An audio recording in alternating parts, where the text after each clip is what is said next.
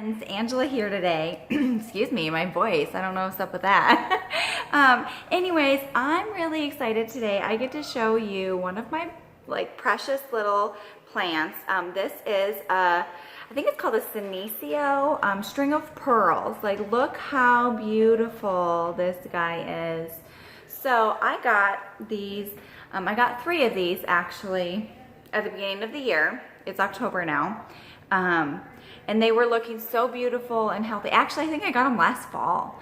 Anyways, they were looking so beautiful and healthy. And then we got a cute little chocolate lab and we brought him home and he tore them up. He knocked them all over and ate the bejeebies out of them.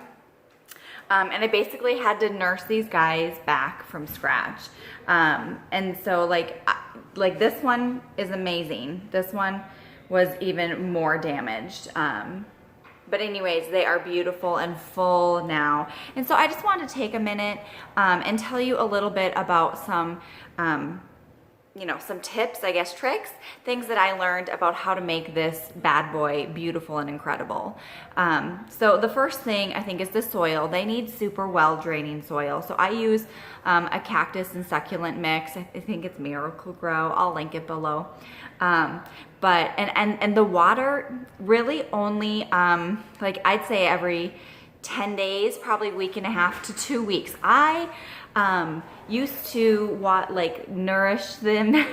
I just drown all of my plants in love and water before. And I'm done doing that. And so I kind of err on the let it get as dry as I can before it starts to die. And so for me and my house, we live in Missouri, it's about 10 days to 2 weeks or whenever I get around to it. Now that's a full watering. That's like water from top to bottom. I do have a mister and I've found that these guys are really happy when you give them just a little mist once or twice a week. And that's just kind of just not soaking the topsoil, but just getting the whole topsoil wet. And you can see this guy, look at all of this beautiful new growth here. All of these little things that are just kind of curling up, that's all new growth. And at the very end where it gets thick, I don't know if you can see that, but that's where a new pearl is gonna come and it's gonna be so cute. I just love this guy. Look how happy he looks.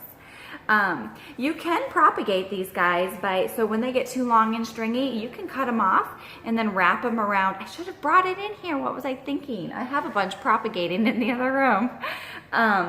But you can just kind of put them on the top of the soil, ring them around in circles. And then, I like to mist those, never drown those in water, but just give them a nice fine mist. Once or twice a week, and then roots will grow right out basically almost where not every pearl is, but every couple pearls a little root will grow into the dirt or the soil.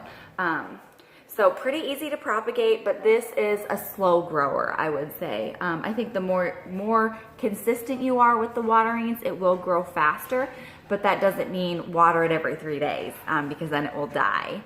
So so there's our soil. We talked about watering. Of course, this is a succulent, so light requirements, it needs bright light, bright indirect light. I actually since I've been nursing these guys back to health, they've been living under a grow light all summer. Also because I can't put them near a windowsill because Steve will chew them up again. So yeah, they've just been living under the grow light, which is not the cutest thing ever. I'll link it below. I love it. It works great. And it's not too ugly, on the eye. But I like my plants to be around me. I like to be in them. And I feel when they're all tucked up on a shelf under a grow light, they're not really being enjoyed. Steve was getting into one of my plants over there. Anyways, so yeah, I think the reason they look so full and lush up top here and why they have such great solid pearl growth coming down is because they are under the grow lights. If they, were farther away from a light source, you would see a lot of space between the pearls. They look like they were really kind of reaching reaching for sun or reaching for light is what they kind of look like. So the more direct light or more consistent direct light they can have, the fuller the plant is going to look. So like I said, I actually have 3 of these guys. And my ultimate goal, I have the planter already picked out. It's a long, skinny, rectangular planter. And I'm gonna put them side by side and let it cascade down. It's gonna be so pretty. The dogs are playing bite over there, so I'm sorry. But eventually, when these guys get, hey, come on.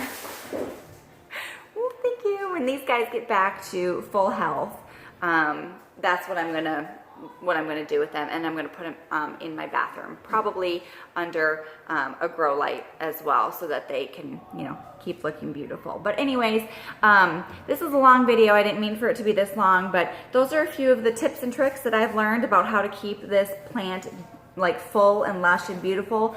Of course, the #1 takeaway is keep out of the reach of your dogs because they will destroy all of your hard work in an instant, and then you have to start over from scratch. But if that ever happens, now you know what to do. So comment below with any questions you have, and then of course, you know, let me know yeah, if you have any questions, or if you like the video, give it a like, and then of course always subscribe, please. All right, thank you. Have a great day.